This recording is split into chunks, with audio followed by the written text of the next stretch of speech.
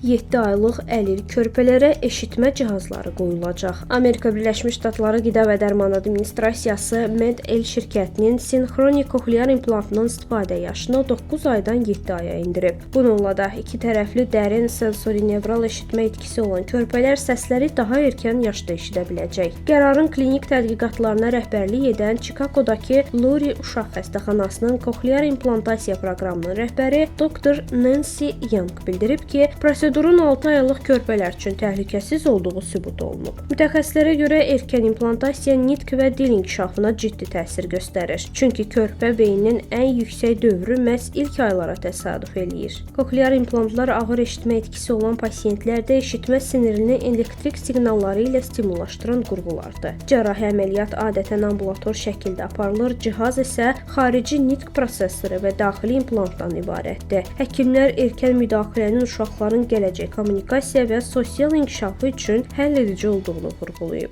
Amerika Birləşmiş Ştatında hazırda 180 mindən çox insan, o cümlədən minlərlə uşaq koklear implantdan istifadə edir.